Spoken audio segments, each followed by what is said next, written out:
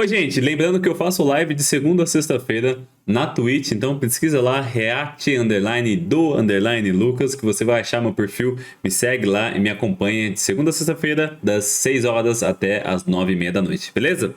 Valeu! Oi, gente, e aí, como vocês estão? Tranquilos? Quem fala é o Lucas e bora para mais um 2 em 1 neste lindo canal que está parado, mas ainda está andando do jeito que dá, porque estou muito atarefado no meu trabalho. Tô trabalhando durante a semana até umas 7 da noite, geralmente. E sábado, que é hoje que eu tô gravando esse vídeo, também trabalhei até meio-dia. Então tá bem puxado nos últimos dias. Pode ver, tô com até um cara de sono. Mas bora conferir nosso querido canal Manga aqui e o Bruno Bandeira na análise do One Piece 1077, o mangá. Revelado o nível atual do poder dos chapéus de palha. Zoro versus o humano mais forte do mundo. Zoro versus o humano mais forte do mundo. Nossa, não entendi, mas bora conferir então. Nosso querido canal Manga aqui preparou. Lembrando, se você já é inscrito, você deixa o likezão. Se você não é inscrito, você se inscreve. Beleza? O humano mais forte do mundo seria ele... Saitama! Go! Preparada, senhoritas e senhores, então bora conferir. Revelado o nível atual de poder do chapéu de palha. Zoro versus o humano mais forte do mundo. One Piece 1077. Go! Em meio a traições, mistérios e lutas, Egghead se mostra um dos arcos mais dinâmicos e divertidos de One Piece, onde nos mostra diversas coisas interessantes, como até mesmo uma prévia do que vai ser a luta do Zoro contra o Mihawk e toda a evolução que o Shinji teve, ou uma mesmo prévia. Sanji sendo confirmado por conseguir ativar o seu fator linhagem quando ele bem entender. Claro que isso não responde quem é o traidor, mas eu tenho uma ideia pra você. Quer saber tudo sobre isso? Então se liga que eu vou falar nisso agora. Então, eu acho que esse arco realmente tá acontecendo muita coisa. Eu tô achando um pouquinho confuso, porque tem muita coisa acontecendo pra vocês, como é que vocês ao mesmo tempo. Que vocês estejam maravilhosamente bem. One Piece 1077, muito legal. Diversas configurações colocadas nesse capítulo, muito importantes, que eu tenho certeza que lá na frente você vai se lembrar, eu já vi isso em algum lugar. Sim, tem muita configuração importante. É aquele tipo de capítulo que você acaba retornando mais à frente na história. Será? Tivemos algumas dicas bem legais, como uma prévia aí do Zoro versus Mihawk e o Sanji podendo sim ativar e desativar quando ele bem entender o seu fator linhagem. Curioso isso, né? Quem é o traidor? Já pergunto pra você, mas calma, não responde, deixa pro final do vídeo. Enquanto isso, fica com o nosso patrocinador aí. Que dia que é hoje, galera? Hoje é o meu dia favorito do mês. Por quê? Patrocinador? Vem com uma ansiedade boa, aquela sensação que temos sempre pra saber como vai ser o desfecho do Nerd ao Cubo do seu mangá favorito. Uma ansiedade boa. Essa camisa que eu tô é da Nerd ao Cubo. Essa sensação também todos os meses é a Nerd ao Cubo. A Nerd ao Cubo, ela é um serviço de assinatura. Vou ver se eu volto a assinar, é muito da hora, mano. Pra quem gosta de filmes, séries, games, animes, quadrinhos, todos os meses eles enviam um cubo surpresa que contém até 5 produtos todos oficiais exclusivos. Onde você pode receber produtos como camisetas colecionáveis, itens decorativos, HQ, eu tenho umas HQs também aqui. Tem os benefícios tem o Planeta Hulk, muito da hora, mano. Como acesso antecipado de edições limitadas. Todo mês tem. Olha do Tanjiro. A partir de R$ 99,99 mais o frete no plano anual, que é o que eu assino. Se você fizer as contas aí, galera, tem pelo menos uns R$150 ou mais em produtos.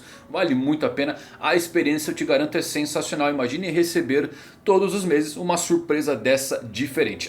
E tem também outros tipos de assinaturas, como a de camisetas ao cubo, onde você pode só a camisa, né? Apenas uma camiseta irada todo mês. Curtiu essa novidade? Então vai no site da Nerd ao Cubo e veja as opções de assinatura e de planos. Se quiser testar o serviço, use o meu cupom MANGAQ, que vai te dar R$30 na sua primeira compra. O link está aqui na descrição. Agora sim, vamos falar tudo sobre One Piece 1077. Let's go!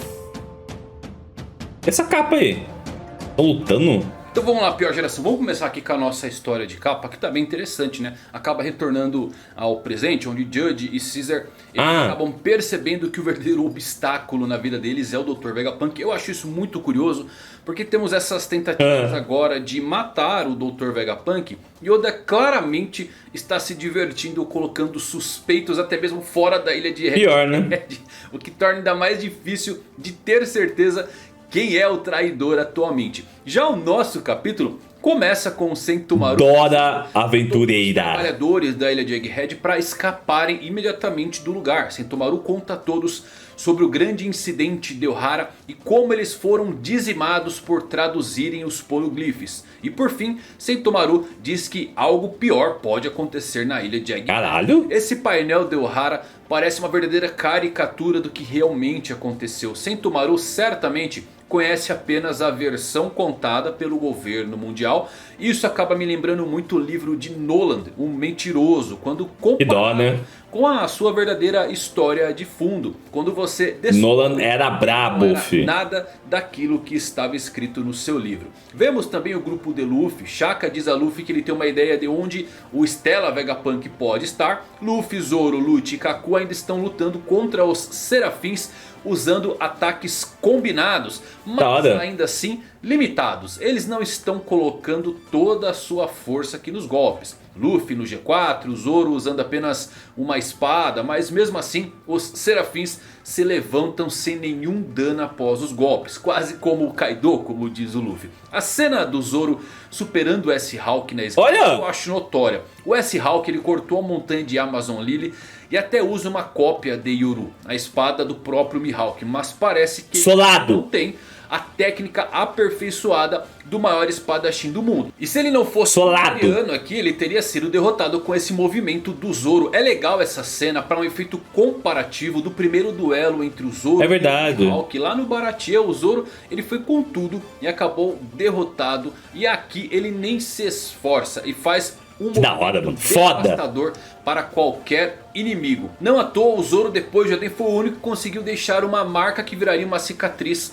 no Kaido. Então eu acho muito legal esse paralelo de como o Zoro ele está superior aqui ao Mihawk, pelo menos na parte da esgrima. E é então que o Zoro ele tem uma iluminação na sua mente. Ele percebe que os Serafins são tanto parecidos com o King. O Shaq só agora que ele percebeu, indicando que o sangue lunariano foi retirado de Albert e foi usado para adicionar poder aos Serafins. Então o Shaka se afasta do grupo para procurar Stella e o Zoro conta a todos sobre a real fraqueza a lunariana. Quando as chamas se apagarem, vocês podem atacá-los com tudo, mas quando as chamas estiverem acesas, eles são praticamente invencíveis. Vale adicionar que quando as chamas estão apagadas, eles têm mais mobilidade e velocidade. Com as chamas acesas, eles viram mais um tanque, ficam mais pesados, seus movimentos acabam um pouco limitados. Cena muito legal aqui, galera, porque faz você se perguntarem por que o Zoro reconheceu imediatamente o poder do Mr. One, com quem ele lutou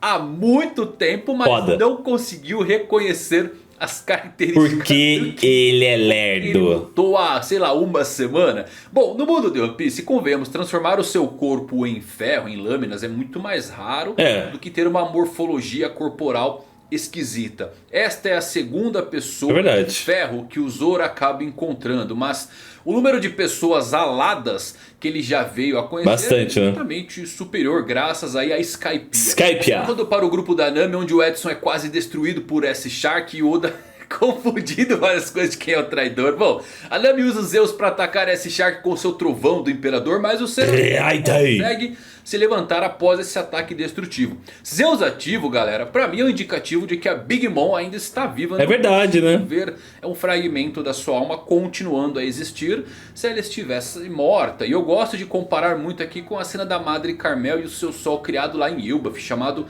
Pandora.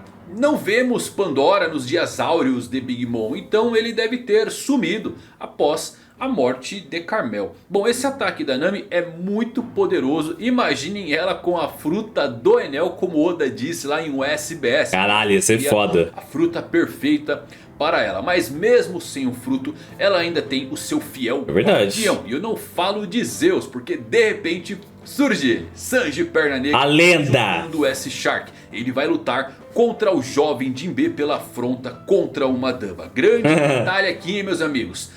Finalmente confirmado que Sanji é capaz de ativar os seus poderes à vontade. As sobrancelhas do Sanji mudaram novamente nessas cenas. Então é algo que sim, ele pode simplesmente ligar e desligar conforme a intensidade aí das suas chamas. Como a sobrancelha do Sanji mudou de direção depois que ele chutou o S-Shark, esse vai ser o indicador final que temos. Olha os detalhes, né, mano? A sobrancelha mudou. Aprimorado. Eu estava até ficando preocupado que ele tivesse perdido isso, já que ele não ativou mais desde o arco de Wano. Mas agora está confirmado que é só porque ele não tinha motivos para usar isso. O melhor de tudo, ele usou finalmente algo que aprendeu com os Okamas. Olha aí, ó. O poder final do Sanji vai ser o Okama Kenpo.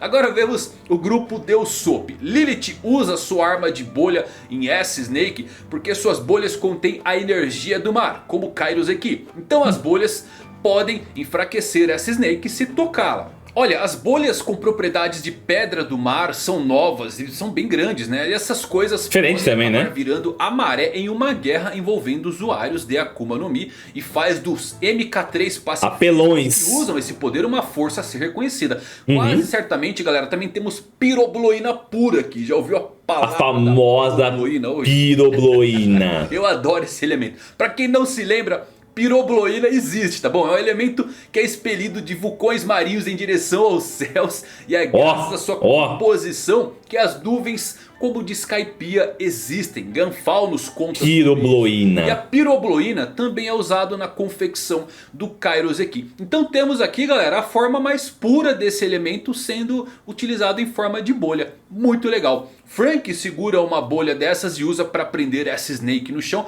Mas então ela começa a chorar. Ela diz que está com muita dor. Tadinha. Comovida e se desculpa em pânico. Ela escorrega. Essa Snake escapa e acaba chutando o Frank. E acaba se transformando em pedra. Após isso, essa Snake dá uma piscadela fofa para Lilith e o Usopp. E eles sorriem com toda essa fofura para acabarem sendo transformados meu Deus de pedra. Isso é uma configuração muito boa, galera. Caralho, é absoluto do mundo. Que a boa Hancock nos disse que apenas a pessoa que transformou alguém em pedra pode desfazer o seu próprio poder. Outro usuário da mesma fruta não pode fazer isso. As apostas são maiores agora. Caralho, mano. Literalmente não tem como eles terem um encontro pós-Egghead com boa Hancock. Então eles têm que assumir o controle de S-Snake agora para trazer o Usopp de volta ao normal. O que pode acabar até se tornando impossível se um Gorosei aparecer para começar a fudeu ordens. Então,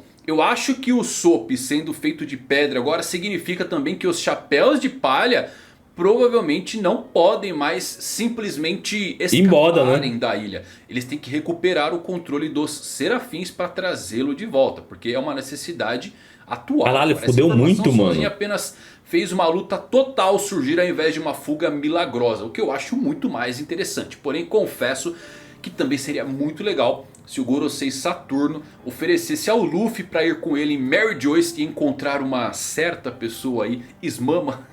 Ismama? Que os serafins tragam o Usopp e o Frank de volta. Bom, ia ser legal. Página, vemos o Shaka e ele está caminhando em direção ao subsolo, a antiga sala de pesquisas de Akuma no Mi. É um laboratório totalmente escuro, abandonado, onde o Shaka ele encontra a prisão secreta. E ele fica chocado ao ver Stella e todos os agentes da Cypher Pool ali presos. Antes que ele pudesse fazer algo, uma pessoa misteriosa o traidor atrás de Shaka e atira brutalmente na cabeça dele com a arma. A cabeça de Shaka explode com sangue voando por toda parte. Stella fica chocado. Uau! Primeiro de tudo é que eu acho que o Shaka ele vai receber uma substituição de cabeça aqui, em que ele vai parecer com o outro cara do Daft Punk. Sim, vai trocar o capacete aqui. Shaka foi solado. Aí. Também uma coisa interessante, galera, é que a arma utilizada aqui pelo traidor é uma arma normal, não é algo futurista. Eu confesso que o Oda ele embaralhou muito bem o traidor agora. Edson, que era a minha aposta favorita, quase foi destruído. Lilith acabou ganhando uma bandeira de suspeita após descobrirmos que foram os seus animais que pegaram os agentes da CP. Mas virou pedra. Shaka pior, né? com um tiro na cabeça. Apesar de tudo, eu gosto como o Oda ele deixa pistas, né? O título do capítulo é Deveria ter percebido isso antes. Caralho, claro, que da hora. Isso é o Zoro não lembrar dos Lunarianos. Mas quando você junta o título do capítulo com o título da história de capa, você tem algo muito legal sendo formado. Deveria ter percebido isso antes. Vegapunk é quem está no nosso caminho. Legal, né? Eu levantei a ideia pra vocês, talvez Punk Records, o núcleo do computador cerebral do Vegapunk, poderia ter ganhado consciência. Então quem garante que não temos aqui um outro Vegapunk não revelado rondando por aí e sendo controlado por Punk Records? Isso também seria uma grande reviravolta. Imagine um cérebro desapegado se tornando autoconsciente e se voltando Exterminador do futuro. Lembra como Oda também revelou o Vergo lá em Punk Hazard do nada? Pode ser um personagem que ainda não vimos. Talvez a pessoa com a arma seja, quem sabe, o Serafim do Flamingo. Porque é meio que o seu movimento de assinatura quando não utiliza a sua fruta das cordas. Isso seria legal. Confesso que o Oda ele é muito bom. Isso seria legal. Os suspeitos aqui da traição. Doff eu gostei. Doffzinho. Não, é Lilith por conta dos animais marinhos que capturaram a CP e transformou em pedra. O Edson, que era minha aposta favorita, tomou umas pancadas. O Shaka, que também era meio suspeito, tomou um tiro na cabeça. Tá complicado realmente descobrir quem será que é? Doffzinho? Eu tô gostando um pouquinho mais agora de Punk Records ter ganhado vida. Visto aí até que o próprio Vegapunk disse que eles cometeram um erro nos seus cálculos. Ou seja, está ganhando consciência essa inteligência artificial. Quais seus pensamentos? Bora conferir o vídeo do Bruno Bandeira. Se você gostou, também deixa um like, tá bom? Até a próxima. Fica aí. Fui. E pra finalizar, bora conferir o vídeo do nosso querido Bruno Bandeira. Tão forte quanto um Yonko, o real nível de poder dos clones dos Shichibukais. One Piece 1077, Bruno Bandeira. A saga de Among Us continua em One Piece e mais uma vítima foi feita. Quem é tem a sua cabeça traidor? Um tiro. Será que finalmente veremos o seu rosto? Será que ele ainda sequer está vivo? Ah, que da hora! E a luta contra os Serafins. Fizeram já uma animação do bagulho? É difícil de se lidar com Luffy, comparando o nível de resistência deles com a do próprio Imperador Kaido. Galera, vamos falar hoje sobre o capítulo 1077 do mangá de One Piece. A coisa deu aquela amenizada, não tivemos nada do Shanks, infelizmente, né? O Oda ele jogou aqui. Shanks sumiu, Barba Negra e LOL sumiu. Mas ainda assim, como sempre, One Piece... Saturno sumiu. Muita coisa pra gente discutir. Vou pedir pra vocês não repararem muito nesse olho, depois de eu ter feito a cagada de ter coçado ele monstruosamente, faltando 10 minutos pra eu começar a gravar. Como que tá? E ele, por conta disso, ter ficado vermelho desse jeito. Mas como sempre... Noia. Conferir se você tá inscrito aqui embaixo no canal e se o sininho também tá ativado pra você não perder nenhum. Bora, topetinho. Sai aqui e dessa forma você ainda ajuda o canal a se aproximar ainda mais da marca de 700 mil inscritos, que no momento atual dessa gravação estão faltando apenas 14 mil. Tá chegando, hein? Sabe, tem tudo pra ainda no mês que vem a gente bater essa marca, beleza? Brabo. E galera, semana passada eu anunciei um sorteio de dois quadro bonito, 3D mano. De One Piece. Um do trio monstro Luffy, Zoro e Sanji e outro do trio de almirantes pré-time skip. Os dois são bravos. Kizaru, Akainu e Aokiji, particularmente esse sendo o meu favorito que eu escolhi a dedo pra vocês. Ou seja, além do efeito 3D, eles ainda têm esse efeito de transição, que dependendo louco, mano. Você sempre vai ver um personagem diferente. E pra quem perdeu o sorteio que eu anunciei aqui, você vai poder adquirir o seu através da pré-venda que tá começando hoje. Esse é um produto exclusivo aqui do canal, você não vai encontrar em nenhum outro lugar do país e são pouquíssimas unidades. Brabo. Então confere o link que eu deixei na descrição e no primeiro comentário fixado pra garantir o seu antes que acabe. Começando com a capa do capítulo, onde a gente vê o Caesar Clown e o Judge conversando com o título, dizendo o seguinte: pensando melhor, é o Vegapunk que está no nosso caminho. Mas o mais curioso dessa capa é que, além da gente ter visto o Ichiji e a Reijo já adultos ao fundo dessa capa, a gente vê que o próprio Caesar Clown e o Judge, eles também estão com a aparência já atual deles. Ou seja, isso quer dizer que, além da gente ter visto um longo espaço de tempo nessa história de capa, desde que os integrantes do grupo Mads era extremamente jovem ainda, esse grupo Mads, ele perdurou por muito mais tempo do que a gente pensava. Isso porque, em algum momento da história, o governo considerou o grupo como ilegal, depois de mexerem com coisas que eram consideradas um tabu, especialmente o Vegapunk manipulando DNA através do chamado fator de linhagem. Por conta disso, o governo decretou a sua prisão e o grupo se desfez, mas o próprio Vegapunk e o Caesar Clown ainda trabalharam na unidade de ciência da Marinha depois disso por mais algum tempo, e nessa capa em específico é capaz do Judge e do Caesar Clown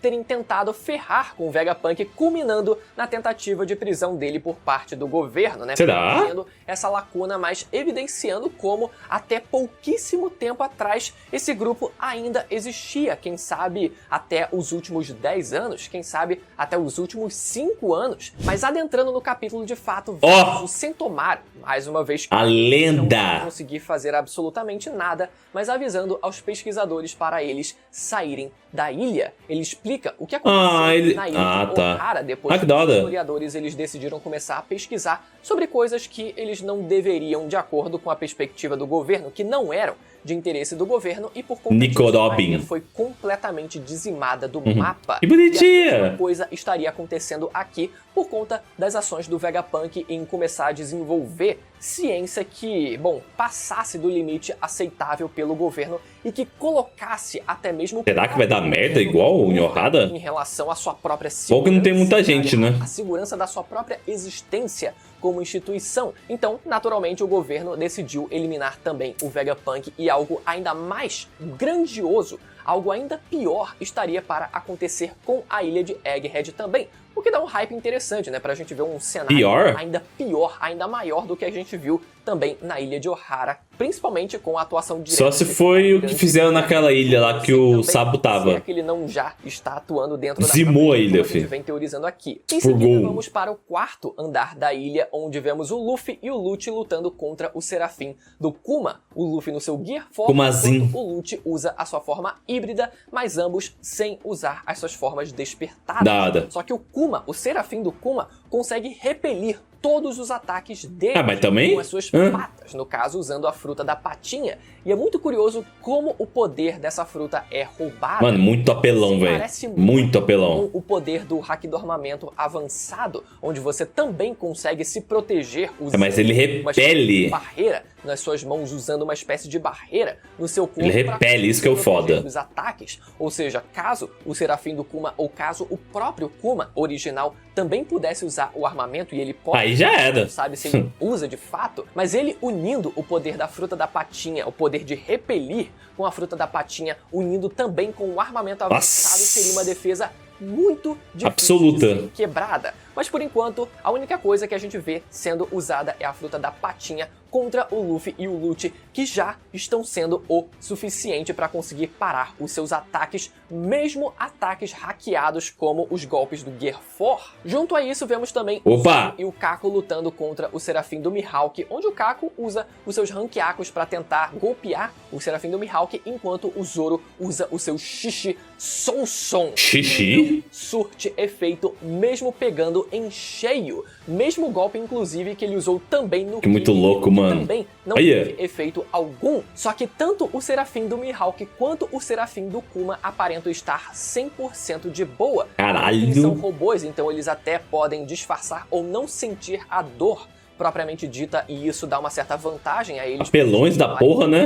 Mas que os golpes eles tenham dado pelo menos um dano mínimo no corpo deles, mas ainda assim o Luffy compara a resistência deles à do próprio corpo. O que fez o próprio Zoro lembrar do King também, né? Já que o Zoro finalmente percebe a presença das chamas nas costas daqueles dois serafins, o que faz o Shaka confirmar pra gente que, de fato, os serafins, como a gente chamava, possuem, sim, um sangue lunariano do próprio King, que foi usado de experimento junto do Kaido vários anos atrás. Mas o mais engraçado foi realmente o Zoro nisso tudo, né? Dele dizendo, pô, galera, então realmente tem a questão do fogo ali, desculpa fazer vocês ficarem aqui à toa, mas tem todo o mecanismo do fogo deles, e o Lute fica, não, tá tranquilo e tal, pô, faz parte, agora a gente vai tomar mais cuidado. Brabos! Faz questão de se colocar ali, né, numa situação mais complicada ainda, dizendo, pô, mas é que pô, realmente lembra muito o King, né? O King, ele tinha ali os seus cabelos brancos, a sua pele negra, as suas asas negras, e também tinha esse fogo nas costas. E todo mundo fica tipo, porra, como é que você não lembrou Cara, Ai, caralho. Não tinha como não lembrar um negócio tão óbvio como esse, né? E o Zoro realmente ainda se colocou, ao invés de ficar quieto... Aqui é difícil perceber que o cara tem uma asa preta e fogo pegando nas costas. Ele vai lá e se coloca numa situação mais complicada ainda, só pra passar ainda mais vergonha. Mas foi engraçada essa cena. Depois vamos para o terceiro andar, onde vemos a Nami invocando o Zeus contra o Serafim do Jinbe. E galera, eu vou dizer pra vocês que pelo ângulo eu não preciso nem que o Zeus ele me ataque pra eu já ficar eletrizado. Eu já fiquei eletrocutado. Que isso? Basicamente. Minhas sinapses estão, meu Deus do céu, eu estou em choque. Que isso? Cena. Isso já seria o suficiente pra, por exemplo, o Serafim do Jinbe, ou pelo menos se fosse o Jinbe original, já ter sido afetado pelo poder da Nami. E mais uma vez, galera, aproveitando pra fazer um gancho aqui, a presença do Zeus e o fato do Zeus ele permanecer vivo é o principal indicativo de que a própria Big Mom está viva de alguma forma, e eu fiz um vídeo teorizando sobre Doom. como ela ainda pode estar viva e pode voltar a aparecer no mangá. Não, voltar... No último ato na saga Eu acho que ela volta também. A gente não tem o hábito de ver, por exemplo, os homes dos antigos usuários da Fruta da Alma rodando por aí. Mesma coisa que o Evandro falou, né? Por aí, tudo bem, eles podem existir e essa ser uma regra que seja da própria Fruta da Alma, de quando o usuário morre, os seus fragmentos de alma permanecem vivos, mas ainda assim a gente não vê esses homes em particular circulando por aí, então a gente vai deduzir que quando um usuário já era, da alma morre, faleceu, os homes também deixam de existir. A gente até confunde, por exemplo, o home da própria Madre Carmel, que era a Pandora, que era aquele sol chamado de Pandora, né? E confunde com a existência do Prometheus. Só que... é diferente, né? Homes diferentes. Um era o home da Madre Carmel, enquanto o outro, por mais que também representasse o sol, era o home da Big Mom, com nomes diferentes e com leves diferenças em suas aparências. Mas voltando ao capítulo, vemos que o golpe da Nami até consegue dar um dano aparente considerável no Serafim. Mas também, porra! Ele consegue usar o poder da fruta do Sr. Pink para conseguir evadir ali todos eles e confundir eles até que ele tenta mais uma vez atacar a Nami. Caralho! O Sanji aparece e chuta o Serafim do Jinbe com uma técnica bem poderosa ali, com aquela expressão demoníaca dele, né? Mas o que a gente vê em seguida, um detalhe que pode ter passado despercebido, foi a sobrancelha dele indo de lado para a sua versão de quando ele tem os seus genes da Germa Double Six ativados. Eita! Agora, a partir desse momento, o Sanji, ele realmente vai começar a lutar a sério. É provável que a partir de agora, ele use o seu Ifrit Jambo, a sua técnica de chamas azuis e até outros golpes, enfim, a sua resistência, os seus genes aumentando e latejando no seu corpo. Chamas azuis do Dabi.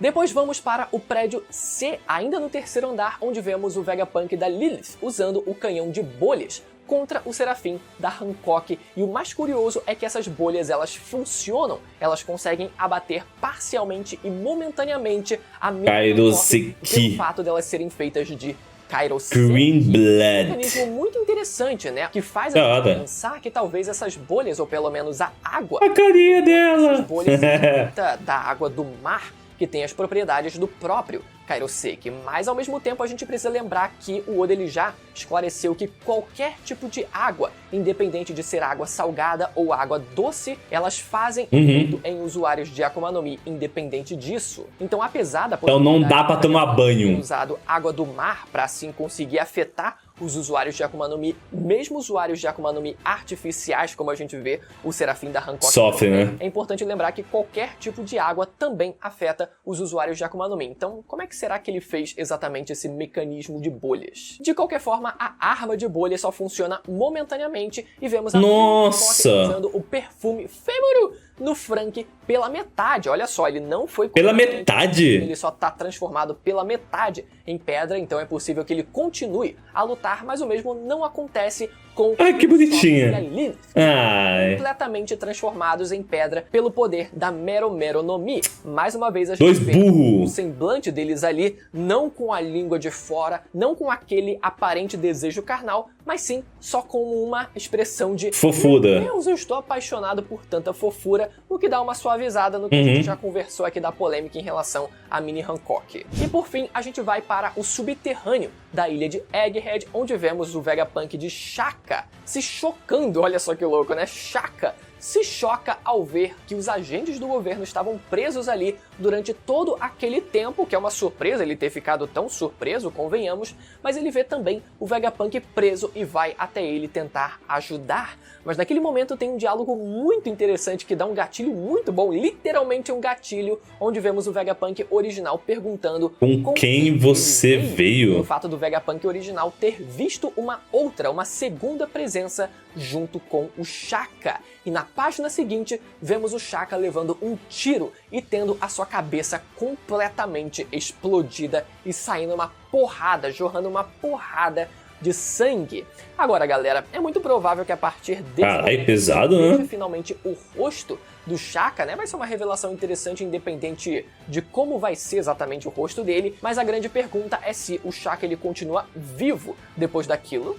A gente sempre duvida que o Oda ele vai eliminar um personagem como Odinha na obra, né? Mas eu ia achar muito legal se ele tivesse a coragem de realmente eliminar. Eu também acharia legal. Morresse, morreu. Mas a minha grande expectativa é que a gente veja de fato quem deu esse tiro já no capítulo seguinte, galera. O Dofinho. Tá na hora, né, da coisa andar e a gente finalmente ter essa revelação. Eu também acho que tá na hora de começar a andar. Para isso, como eu falei no capítulo passado, ou 2 capítulos atrás, por mais que aquela silhueta ela se assemelhe Saturno ao Gorosei que estava a caminho da ilha de Egghead, é importante lembrar que esses agentes do governo que foram presos, eles não foram presos a partir de agora, mas eles estão... os caras já fizeram animação já. Há bastante tempo, o que indica que realmente existe de fato um traidor entre os clones do Vegapunk e a gente só não sabe exatamente qual é. Quem é? A assistir a minha teoria sobre a Big Mom ainda estar viva e Tamo junto, então. despertar a arma ancestral Pluton usando a alma do Kaido. Olha só que louco isso. E lembrando mais uma vez que o link pra você que tá acontecendo? 3D de One Piece a teoria dos caras, velho. E também no primeiro comentário fixado desse vídeo pra você garantir o seu hoje, beleza? Até a próxima. Tchau. Bom, a gente tem muita coisa acontecendo ao mesmo tempo. Então, a gente teve uns capítulos atrás LOL versus Barba Negra. A gente possivelmente tá tendo agora Shanks versus Kid. A gente tá tendo Luffy, Zoro e os dois da CP0 lá lutando contra o Mini Hawk e o Mini Jinbe. A gente tem o Soap Frank lutando contra Mini Hancock. E a gente tem... Não, Mini Jinbe tá lutando contra a Nami e o Sanji. Isso. Tá o Mini Kuma e o Mini Mihawk lutando contra o Luffy e contra o Zoro. Mano, tá vendo que é muita coisa acontecendo ao mesmo tempo? Realmente tem muita coisa acontecendo paralelamente. Aí a gente tem o Shaka chegando lá numa base embaixo. E ele acha o Vegapunk. Aí ele toma um tiro. Então, tipo, são muitas coisas acontecendo ao mesmo tempo. O Oda ele vai ter que se virar aí pra conseguir, tipo, dar um encaminhamento pra tudo que tá acontecendo. Ele tem que resolver todas essas lutas. E querendo ou não, o Sop ele foi petrificado. Então tem que dar uma maneira de despetrificar ele. A gente tem que saber o que aconteceu com o LOL e o Barba Negra, porque o LOL vai ser capturado, ele vai perder o poder da fruta dele, Barba Negra vai ser derrotado. Então, tipo, complexo pra ver o que ele vai fazer nessa situação.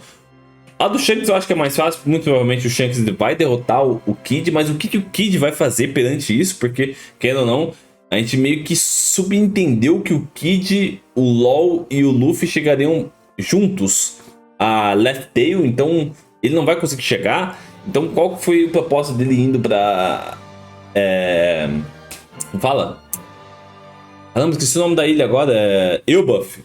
Então tipo assim, mano, é muita coisa acontecendo ao mesmo tempo. Por isso que eu falei que esse arco de Egghead, pra mim tá um pouco, não um pouco confuso, mas eu acho que tá muito cheio, sabe? Parece que realmente... o Oda queria realmente passar várias informações, e eu acredito que ele esteja conseguindo passar algumas informações pra gente entender todo o conceito de Akuma no Mi e tal, mas eu acho que vai precisar de muito pano na manga aí pra poder explicar realmente, dar um desfecho pra tudo que tá acontecendo, pra tudo que ele colocou na tela, sabe? Eu acho que realmente vai mais alguns bons capítulos aí até acabar esse arco de Egghead, até porque eu nem mencionei ainda a chegada do Kizaru junto do Saturno. Então, tipo assim, tem mais coisas ainda pra chegar em Egghead e pra como que tudo vai acabar, sabe? Então, realmente, muita coisa acontecendo. Eu acho que vai ser bem da hora quando tiver acontecendo isso no anime também, porque eu acho que vai ser mais dinâmico, muito provavelmente. E vamos ver, vamos esperar pelos próximos aí. Já tem alguns capítulos que a gente tá esperando sempre pelo próximo. Eu acho que vai ser interessante porque provavelmente no próximo vai aparecer quem é o traidor. Vai aparecer o rosto do Shaka. Será que, por exemplo, o Vegapunk ele usou meio um rosto de alguém famoso no clone do Shaka, ou vai ser um rosto nada a ver? Não sabemos, vamos ter que conferir. Será que seria um clone com o rosto do Gold Roger? Seria da hora, um easter eggzinho aí. Talvez, não sei. Ou será Mini Doff o traidor? Não sei também. A gente vai ter que conferir o próximo capítulo, beleza? Então é isso, lembrando que vai ter 2 links na descrição. Um link no nosso querido Bruno daí do canal Manga aqui. Se você puder deixar o like em cada um desses vídeos, deixar um like aqui no meu vídeo, eu agradeço, beleza? Então é isso, muito obrigado, valeu, falou e até o próximo vídeo. Com as asas da escuridão, Phantom, eu nasci.